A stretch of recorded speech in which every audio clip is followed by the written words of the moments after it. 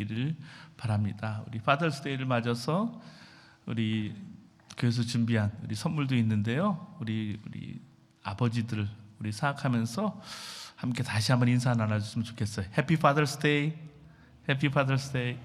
예. 누구나 인생 살 동안에 가장 큰 영향을 끼치는 사람이 누구냐? 그러면 우리 부모라고 대답하는데 아마 누구도 주저하지 않을 거예요. 그 중에 어머니에 대한 이야기, 어머니에 대한 연구는 많이 있었고요. 지대한 영향을 준다는 사실은 잘 알려져 있습니다. 근데 아버지가 자녀의 삶에 얼만큼 영향을 줬는지에 대해서는 그동안 연구가 많이 되지 않았습니다.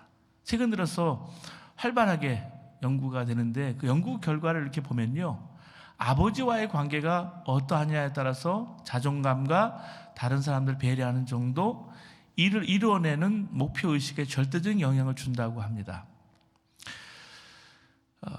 1976년도에 한국인 최초이자 시각장애인으로 박사가 된 분이 있어요. 고 강영우 박사입니다. 미국 이민자로도 잘 알려진 분이라 제가 이분을 집회로 모셔서 강영우 박사님하고 서근옥 여사랑 며칠을 같이 보내면서 교제를 한 적이 있습니다. 이 강영우 박사님의 아버지와 아들의 꿈이라는 책에 장남 진석군이 하버드대 이제 어플라이할 때 받은 질문에 그에 대한 그의 답한 글이 이렇게 있어서 소개합니다. 당신의 인생에 있어서 가장 영향을 준 사건이나 경험은 무엇입니까? 라는 그런 질문이었어요. 이에 대한 진석군의 글은 대학 입시 관계자들에게 많은 감동을 주었다고 합니다. 그 에세이에 그는 이렇게 기록하고 있습니다. 내 어린 시절을 회상해 보면 유관이 없이도 볼 수 있는 세계를 보여주신 맹인 아버지를 가지게 된 것이 얼마나 다양한 일이었는가를 깨닫게 된다. 두 눈을 뜬 내가 두 눈을 보지 못하는 아버지의 안내자가 아니라 맹인인 아버지가 정한자인 내 인생의 안내자 역할을 하신다는 것을 알게 된 것이다. 이제 나도 성장하여 대학에 진학할 나이가 되어 많이 변했다. 그러나 그러한 세월 속에 변하지 않는 것이 있다. 그것은 아버지가 잠자리에서 읽어주신 이야기들이 내게 미친 영향이다. 아마도 그 영향은 영원할 것이다. 그로 인해 내 상상의 세계는 넓어졌고 창의력은 개발되었으며 비전은 선명해졌다. 또한 잊을 수 없는 교훈을 배웠다. 아버지로 인해 나는 세상을 긍정적으로 보고 도전하며 편견과 차별이 없는 사회 건설에 기여할 의욕을 갖게 되었으며 누구나 나의 스승이 될 수 있다는 삶의 태도를 갖게 되었던 것이다. 이 아들의 인생에 지대한 영향을 미친 거죠. 여러분, 아들의 인생에 지대한 영향을 끼친 아버지들도 있습니다. 저와 여러분의 아버지는 어떠셨습니까? 우리 인생과 운명을 더 나은 삶으로 바꿔주셨던 아버지셨습니까? 아니면 오히려 오늘도 가슴에 상처를 안고 살아갈 수밖에 없도록 깊은 고통을 준 분이었습니까? 저는 제 개인적으로 저희 아버지 때문에 많이 힘들고 상처를 많이 받았어요.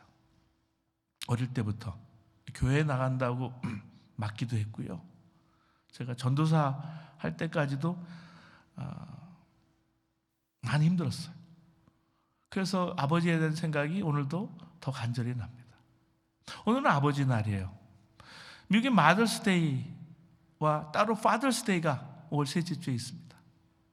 이 땅을 사는 분주함 속에서 까맣게 잊고 사는 근본을 돌아보자는 그런 뜻입니다.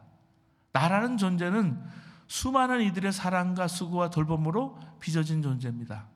자칫하면 잊기 쉬운 이 사실을 자꾸 되새길 필요가 있어요. 그래야 남 귀한 줄도 알게 되는 거예요.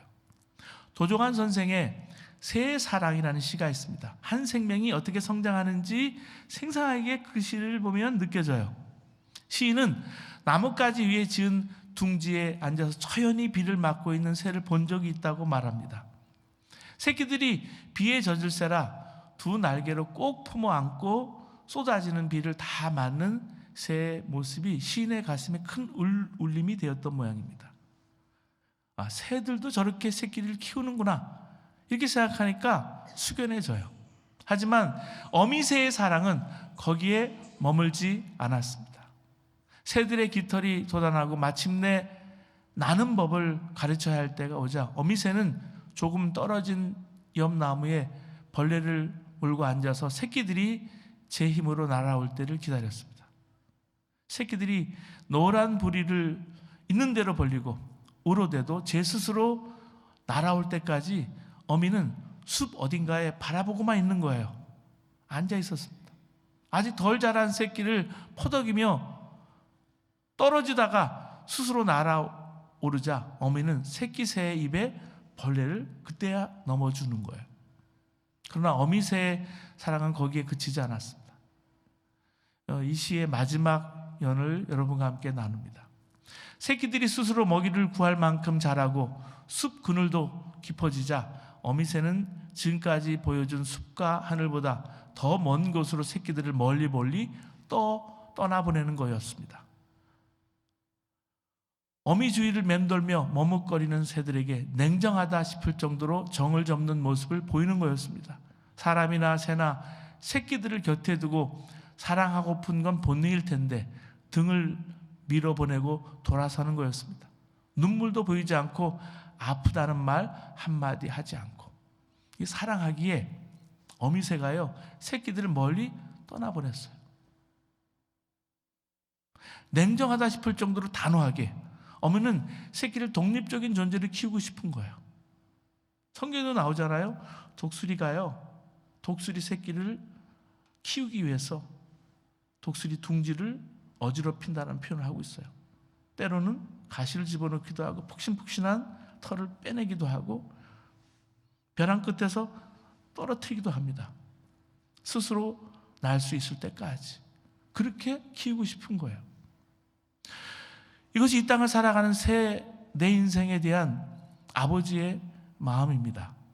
그렇다 보면 오늘 저 거리를 거니고 있는 어미새들의 사랑법은 새의 사랑법보다 못한 것이 아닐까 그렇게 생각도 들어요. 자식을 위해서라고 말을 하면서 모든 것을 다 대신해 주는 이들이 참 많아요, 세상에. 그것은 자식 사랑하는 법이 아니라 자식 망치는 법입니다. 부모의 눈을 통해서 세상을 보는 버릇이 든 사람들은 주체적인 사고를 할 수가 없어요. 부모에 대한 진짜 효도는 부모보다 더 큰 정신이 되는 것입니다. 자기 삶에 대해서 책임을 질 줄 알 뿐만 아니라 역사가 내 인생이 나에게 부여한 책임에 응답할 줄 아는 것이 사명이고 소명입니다. 그 책임에 응답하는 내 인생에 아들 같은 존재가 있어요. 오늘 성경에 보면 요나단이라는 이름을 소개하고 있습니다. 이 이름은 우리 기억 속에 다윗과 더불어서 등장할 때가 많아요. 다윗과 요나단. 요나단이라는 이름을 이렇게 부르는 순간 우리는 즉시 우정이 뭔지 삶으로 보여준 그 사나이들의 모습이 떠올립니다. 절친이었던 다윗을 요나단 하면 떠올리게 되죠. 근데 오늘 제가 말씀 제목으로 내 인생의 아버지를 생각해 봤어요. 아버지가 있다는 것은 아들이 있다는 것이죠. 벗으로서의 요나단 말고 아들로서의 요나단을 오늘 여러분과 나누기를 원합니다. 역사의 무대 중심에 주인공처럼 등장한 다윗에게 가려지긴 했지만은 요나단이야말로 정말 용사 중에 용사였어요. 외모나 풍채가 뛰어났고 부끄러움이 없는 사람이라고 성경은 말하고 있습니다. 사울의 왕권은 발전해서 해안 문명을 누리고 있던 블레셋으로 인해서 늘 위태로웠어요. 지금도 팔레스타인과 가자 지구에 있는 팔레스타인과 여러분 유대인들이 그렇게 서로 싸우고 있는 것과 마찬가지로 그때도 그랬습니다. 백성들은 블레셋의 지배를 거의 숙명처럼 여기고 있었어요. 백성들의 의식 속에 너울처럼 드리워진 이 블레셋 포비아, 이 공포증을 벗어내기 위해서는 큰 승리가 필요했습니다. 하지만 무기도 물자도 부족한 이스라엘이 블레셋을 이긴다 기대하기 어려웠어요. 이때 등장한 인물이 누구냐 하면 요나단이에요. 그는 자기 부관 하나를 데리고 블레셋의 전초 부대를 기습해요. 요나단이 부관에게 말합니다. 사무엘상 14장 6절에 보면 주님께서 도와주시면 승리를 거둘 수 있습니다. 주님께서 허락하시는 승리는 군대의 수가 많고 적음에 달려있지 않습니다. 그때 부관이 이렇게 말해요. 뭐든지 하시고자 하시는 대로 하십시오. 무엇을 하시든지 그대로 따르겠습니다. 대답합니다. 둘은 바위를 타고 올라가서 블레셋의 전초 부대와 전투를 벌인 끝에 블레셋 정예군 20명을 죽였습니다. 성경은 그들이 승리를 거둘 수 있었던 것은 하나님의 공포가 블레셋 진영, 블레셋 사람들을 휘감고 있었기 때문이라고 그렇게 말하고 있어요. 블레셋이 그것 때문에 스스로 자중질환에 빠지니까 이스라엘 백성들은 없던 용기까지 발휘해서 결국 그 전쟁을 역전시켰어요. 자, 요나단은요, 용감했을 뿐만이 아니라 인재를 알아보는 눈도 출중했어요. 여러분, 다윗이 블레셋의 거인 장수 골리앗을 이기고 사울 앞에 무릎 꿇었을 때 요나단은 다윗의 사람됨에 마음이 끌렸어요.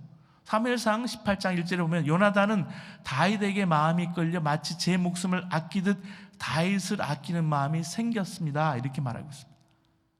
사랑하는 여러분, 사람을 아낀다 그러죠. 사람을 아끼는 마음이야말로 지도자에게 요구되는 가장 큰 덕목 중에 하나예요. 요나단은 사람을 아끼는 사람이었어요. 부관이 거기가 죽을 자리인 줄 알면서도 요나단을 떠나서 적지에 뛰어들었던 것을 한번 생각해 보세요. 그런 요나단에 대한 깊은 신뢰, 존경심이 있었기 때문입니다. 요나단은 또 남을 칭찬할 줄 아는 사람이었어요. 아버지 사울이 다윗을 경계하고 또 의구심을 갖고 좀 그런 시선으로 바라볼 때 요나단은 어떻게 합니까? 다윗을 끝까지 변호해요. 다윗의 좋은 점들을 이야기하고 목숨을 걸고 나라를 지켜낸 이 다윗을 내치는 것은 하나님께 죄라고 아버지한테 얘기합니다. 여러분은 어떠세요? 비평의 전문가와 살고 싶으십니까? 아니면 칭찬의 전문가와 살고 싶으십니까? 어떤 경우에도 흠잡을 때를 먼저 찾는 이들은 스스로 불행하고요, 남들도 불행해지는 것을 우리는 보게 됩니다. 반면에 아무런 사심 없이 누군가를 칭찬하는 사람을 생각해 보세요. 그럼 마음이 저절로 따뜻해지고요, 흐뭇해지죠. 여러분, 똑같은 물을 마셔도요, 독사는 독을 만들어내고 소는 우유를 만들어내더라고요. 요나단은 자기 앞의 이익보다는 의리를 믿음처럼 중요하게 여기는 사람이었어요. 여러분, 믿음은 때로는 의리예요. 우리가 서로 같이 동역하고 동지적인 사랑을 가지고 어떤 일을 해낼 때 그러다가도 사소한 이익 때문에 갈라지는 것을 우리는 보게 됩니다. 독립운동을 해도 그렇고요, 교회 사역을 해도 그렇게 하는 사람들이 있어요. 나의 이익이 모든 판단의 근거가 될 때 진리가 숨을 못 쉬고요, 의로움은 사라집니다. 요나단은 다윗과의 우정을 맹세를 굳게 지켰습니다. 오랫동안 권력의 자리에 앉아 있었던 사울은 사람들의 마음이 다윗에게 기울이니까 서로 점점 불안해지고 그리고 다윗을 죽이려고 해요. 그걸 파악합니다. 요나단이 그래서 아버지의 그런 처사에 대해서 항의하니까 사울은 아들에게 역정을 쏟아냅니다. 사무엘상 20장 31절에 이새의 아들이 땅에 사는 동안은 너와 내 나라가 든든히 서지 못하리라. 그런즉 이제 사람을 보내어 그를 내게로 끌어오라. 그는 죽어야 할 자니라 한지라. 아버지의 속마음을 알게 된 요나단이 슬퍼하면서 항의해요. 그가 무슨 못할 일을 하였기에 죽어야 합니까? 화가 머리끝까지 치밀어 오른 사울은 아들을 향해서 창을 겨누기도 합니다. 요나단이 그러니까 그 자리를 박차고 나와요. 아버지가 다윗을 모욕한 것이 너무나 가슴 아파서 그날은 하루 종일 아무것도 안 먹었다 그랬어요. 그리고 다음날 다윗의 은신처를 찾아가서 다윗에게 도망가라, 피하라고 권유해요. 둘이 서로 끌어안고 울었습니다. 성경이 뭐라고 말하냐면 20장 42절에 보면 다윗은 일어나 떠나고 요나단은 성읍으로 들어가니라, 이렇게 말해요. 이 땅에서 다윗과 요나단의 삶의 인연이 여기서 끝나는 거예요. 다윗과 요나단의 우정 이야기에서 사울은 언제나 많은 문제가 많은 인물로 그렇게 그려집니다. 물론 이 사람들의 이야기를 기록한 사람들이 다윗 왕가에 속한 사람들이라 아마 이렇게 역사를 기록한 사람이 그렇게 썼을 수도 있어요. 사울은 권력을 잃지 않기 위해서 충성스러운 신하까지 없애려 하는 파렴치한 인물로, 혹은 악신에게 들린 광인으로 그렇게 그려집니다. 하지만 여러분, 다윗은 매우 사실 현실적인 정치인이었습니다. 이스라엘 사람들의 든든한 울타리와 같았던 그의 최후도 장엄했습니다. 블레셋이 침입하니까 그 침입을 맞서서 나라를 지키기 위해서 전투에 참여했던 이 사울은 길보아산 전투에서 아들과 함께 장렬하게 사망하게 됩니다. 여기서 죽어요. 이미 노령에 이르렀지만 사울은 안전한 후방에서 전선의 소식을 기다리던 인물이 아니었어요. 최전방까지 가서 군인들을 독려했습니다. 거기에 비하면 부하들을 전투에 내보내고 부하 장수 아내인 밧세바와 정을 통했던 말년의 다윗의 모습은 어때요? 너무나 초라했어요. 성경은요, 이걸 자세히 기록하고 있어요. 블레셋 군인이 쏜 화살에 맞은 사울은 자기 최후가 다가왔음을 직감합니다. 무기 담당자에게 명령을 해요. 사무엘상 31장 4절에 내 칼을 빼어 그것으로 나를 찌르라. 할례 받지 않은 자들이 와서 나를 찌르고 모욕할까 두려워하노라. 병사가 겁이 나서 주저주저 하니까 그는 자기 칼을 뽑아 들고서 그 위에 엎드려져서 최후 죽음을 맞이하는 게 사울이에요. 길보아산 전투는 그렇게 끝이 났어요. 블레셋 사람들은 사울의 목을 베고요, 갑옷을 벗긴 다음에 블레셋 땅 사방으로 전령들을 보내서 자기들이 섬기는 우상들과 신정과 백성들에게 승리의 소식을 전합니다. 그리고 사울의 갑옷은 아스타로 신전에서 보관하게 하고요, 그의 시신은, 죽음은 벳산 성벽에 매달렸습니다. 이게 처절한 최후예요. 사울을 피해서 시글락으로 도망가서 거기 머물고 있던 다윗에게도 이 비극적인 소식이 그대로 전해집니다. 다윗은 사울과 요나단, 자기 친한 친구가 죽었잖아요. 죽음을 슬퍼하면서 조가를 지어서 바쳤어요. 물론 다윗의 조가는 사울을 지지하는 이들의 마음을 얻기 위한 의도에서 지은 걸 수도 있어요. 하지만 이 노래는 어느 정도 다윗의 진정성이 거기에 담겨 있습니다. 다윗은 용사들의 무덤이 된 길보아산을 향해서 외칩니다. 오늘 보실까요? 본문 21절 말씀입니다. 길보아 산들아, 너희 위에 이슬과 비가 내리지 아니하며 재물 낼 밭도 없을지어다. 거기서 두 용사의 방패가 버린 바 됨이니라. 곧 사울의 방패가 기름 부음을 받지 아니함 같이 됨이니라. 길보아 산에 내리는 저주가 아니에요. 여러분, 인간사에 무심해 보이는 눈길을 보내는 길보아 산의 산들조차도 이스라엘 백성들의 슬프니까 이 슬픔에 동참해 달라, 길보아 산들아, 이런 초대를 하는 거예요. 여기 보면 두 용사의 방패, 녹슨채로 버려진 방패가 생각이 나잖아요. 그 이미지를 한번 떠올려보세요. 낯설지 않아요. 초연히 쓸고 간 깊은 계곡, 비목이라는 녹슨 철모가 생각이 나죠. 근데 여기서 우리가 지목해 봐야 될 것은 다음 구절입니다. 다음 구절 23절 말씀 보실까요? 23절 말씀 보시면 사울과 요나단이 생전에 사랑스럽고 아름다운 자이러니 죽을 때에도 서로 떠나지 아니하였도다. 그들은 독수리보다 빠르고 사자보다 강하였도다. 우리는요, 다윗에 대한 사울의 의구심, 요나단과 다윗의 우정에만 초점을 맞추느라 사울과 요나단의 관계에 대해서 살필 여유가 없었습니다. 여러분, 요나단을 보세요. 요나단은 아버지와 백성들을 위해서 목숨을 내놓고 싸우는 용사였어요. 그래서 이렇게 표현했어요. 독수리보다 빠르고 사자보다 강하다. 하지만 아버지가 하는 일이 부당하다고 느낄 때는 그 뜻을 돌이켜서 노력을 했던 인물이에요. 하지만 끝내 아버지의 뜻을 돌이킬 수 없다고 알았을 때 여전히 그래도 아버지 곁을 떠나지 않았습니다. 그리고 마침내 죽는 자리까지, 죽음의 자리까지도 같이 했어요. 그는 비록 그릇된 사랑이긴 하지만 아버지가 자신을 얼마나 사랑하는지 알았기 때문에, 그렇기 때문에 아버지를 떠날 수가 없는 거예요. 사랑하는 여러분, 옳고 그름을 떠나서 그는 외로운 아버지의 울타리가 되어드리고 싶었던 것입니다. 저는 저희 아버지 때문에 수없이 이사를 다녀야 됐어요. 이사를 40번 이후에 쉬어보고 한 70번까지 쉬어보고는 쉬지를 못했어요. 초등학교를 7번 전학했어요. 학교를 다니다 안 다니다 하기도 하고. 그런데 맨 마지막에 오클랜드에서 로인컴 패밀리들을 돕는데 중풍이라 그러죠. 스트로크를 맞은 아버지가 그 일을 돕고 마당을 쓸고, 한국에 제가 도착하면 그냥 티 있고 조그마한 빨간 차를 가지고 저를 마중 나와서 구두를 닦아주고, 그랬던 아버지는 제가 잊지를 못해요. 사랑하는 여러분, 우리 인생의 아버지가 우리에게 상처와 아픔과 또 때로는 어려움을 줄 수도 있어요. 근데 옳고 그름을 떠나서 아버지는 아버지예요. 그 옆에 있어주는 게, 그게 은혜이고 사랑인 거예요. 요나단은 아버지의 깊은 외로움을 알고 있었을 거예요.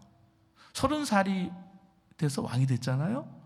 42년을 그 나라를 다스려야만 되는 거예요. 사울이 겪어야 했던 위기가 얼마나 많았겠어요. 홀로 중대한 결단을 내려야 했던 순간들, 시면과 같은 고독을 안아줄 사람이 얼마나 그 옆에 있었겠어요. 요나단은 그런 아버지의 마음을 읽었던 것이 아닐까. 부모의 심정을 헤아려 줄 알아야 철든 사람입니다. 여러분들은 철들었습니까? 소설가 신경숙의 어머니를 부탁해라는 책을 읽은 적이 있습니다. 이 책은 이렇게 시작해요. 엄마를 잃어버린 지 일주일째다. 이 문장입니다. 치매에 걸린 박소녀 할머니는 생일상을 받으려고 아들, 딸이 살고 있는 서울로 상경했다가 길을 잃어버리고 맙니다. 자식들은 어머니를 찾기 위해서 백방으로 노력했지만 결국 찾지 못하고 맙니다. 가족들은 사라진 어머니를 떠올리면서 자기들의 삶 속에 어머니는 오래전에 실종되었다는 사실을 뒤늦게 깨닫습니다. 어머니는 마치 투명인간처럼 그렇게 대하며 살아온 지난날, 그 지난날에 어머니는 이미 실종되고 그들의 삶에 없었던 거예요. 소설 속의 큰딸은 어머니의 집에 들렸던 어느 날의 광경을 회상을 합니다. 대문이 삑 열리는 소리가 나더니 곧이어 동생 있는가 음성이 들려왔어요. 엄마는 쏜살같이 밖으로 나가더니 오빠! 오빠! 하며 찾아온 이의 가슴팍을 주먹으로 쳤습니다. 오랫동안 소식이 끊겼던 오빠의 등장에 어머니는 영락없이 귀염둥이 여동생으로 돌아간 거예요. 딸은 이때 처음으로 엄마에게 어린 시절이 있구나, 자기만의 감정이 있다는 사실을 깨달아요. 이 대목을 워싱턴 DC의 그 버지니아에서 사김의 교회에 목회하시는 김용복 목사님 계신데, 이번에 김용복 목사님 연초에 만나서 영성이란 무엇인가라는 책을 이제 9월, 10월에 같이 낼 거예요. 제자국에서. 그래서 그분을 만나서 교제를 여러 번 했는데, 이분이 참 작가세요. 목사님이기도 하지만. 그의 책 엄마가 희망이다라는 책에서 그는 이렇게 말합니다. 박소녀, 엄마를 부탁해라는 소설의 박소녀, 그녀는 누군가의 아내 혹은 아이들의 엄마이기 이전에 한 인간이었습니다. 한 인간으로서 그녀에게는 남편이 필요했고, 아버지도 필요했고, 엄마도 필요했습니다. 오빠도 필요했고, 친구도 필요했습니다. 그녀 안에는 어리광 부리고 싶은 어린아이도 있었고, 떨어지는 나뭇잎을 보며 눈물 짓는 문학소녀도 있었으며, 봄바람에 마음 설레는 처녀도 있었고, 멋지게 차려입고 여행을 떠나고 싶은 중년 부인도 있었습니다. 하지만 오직 엄마의 역할에만 충실하도록 강요당했습니다. 그녀 자신도 그것이 잘하는 일이라고 생각하고 살았습니다. 그는 그로 말미암아 그녀의 삶이 얼마나 고단했을까요? 사랑하는 여러분, 세상의 어떤 존재도 하나의 역할 속에 고정돼서는 안 됩니다. 모든 사람 속에는요, 왕자도 있고요, 유목민도 있고, 전사도 있고, 요부도 있어요. 어떤 역할을 하느라 그런 모습을 억누르고 살고 있을 뿐이죠. 그 마음을 알아주고 곁에 머물러주는 사람이 있다면 세상은 살만한 곳이 됩니다. 그 마음 하나 만나지 못하면 인생이 광야가 되는 거예요. 예수사랑교회가 그럴 만한 자리를 옆에 내어주는 교회입니까? 목공소의 성 요셉과 어린 예수라는 그림을 본 적이 있어요. 17세기 프랑스 화가가 그린 건데, 예수님의 어머니와 성모 마리아 함께 있는 그림은 많은데요, 아버지 성 요셉과 있는 그림은 많지 않아요. 화가는 아버지 일단이 목금수에서, 아버지가 목수였잖아요. 예수님도 목수로 자랐어요. 공구를 다루는 아버지 곁에서 촛불을 밝혀 들고 서 있는 그 어린 예수님의 모습이 있는데 참 감동적이었습니다. 사랑하는 여러분, 성경은 아버지를 하나님이라고 말하고 있어요. 하나님 아버지는 우리가 죄 가운데 있던 그 아버지, 무시했던 아버지를, 내가 알든지 몰랐든지 간에, 여러분, 성경의 아버지는 하나님이 우리를 끊임없이 사랑하시는 하나님 아버지로 소개해주고 있습니다. 오늘 이 사랑과 공급을 받지 않고 살아갈 수 있는 인생은 하나도 없어요. 그리스도인이라는 것은 그 공급이 하나님 아버지로부터 온다는 사실을 안 사람이에요. 누구에게든지 하나님께서는 일정한 사랑을 공급해 주세요. 죄 가운데 있다 할지라도 인도해 주신다는 사실입니다. 돌아온 탕자를 보세요. 사랑하는 여러분, 인생에는 연습이 없습니다. 최근에 저는 팬데믹 외에 아버지를 잃었고요. 여기도 아버지 장로님, 또 아버지를 잃은 분들 여기 많이 계시고, 오래전에 남편을 잃고서 자녀를 키운 어머니들도 여기 계세요. 오늘이 지나면 다시 돌아오지 않아요. 지금까지 여러분 마음대로 뜻대로 살아왔는데 변화가 없었다면 인생의 궤도를 수정해야 될 때가 아니겠습니까? 그대로 살아간다면 이래서는 안 된다는 걸 뻔히 알면서 계속 간다는 것은 얼마나 인생이 어리석습니까? 하나님 아버지께로 돌아가십시오. 주님이 기다리고 계십니다. 하나님을 떠나 우리 마음대로 살 때 여기 행복이 있다, 저기에 행복이 있다 방하던 지나간 모습을 하나님은 알고 계십니다. 실패와 좌절 속에 흔들리던 눈물을 하나님은 알고 있다고 성경은 말하고 있습니다.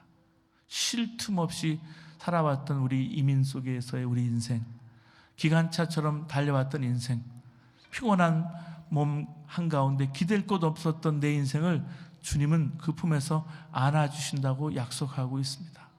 젖 먹는 아이가 엄마 젖을 충분히 빤 후에 품에서 느끼는 그 평안함을 주신다라고 약속하고 계십니다. 여러분, 이 아버지 날 되면 가슴이 우리가 어머니 날과 마찬가지로 아려옵니다. 세상이 어지러워져서 부모를 바르게 모시는 자식이 많지 않아요. 요나단은 아버지와 생각이 달랐지만 아버지 곁을 떠나지 않았습니다. 아버지의 생각을 돌려보려고 애원도 하고 항의도 했지만 아버지의 마음 깊은 곳에 있는 약함도 또한 보았습니다.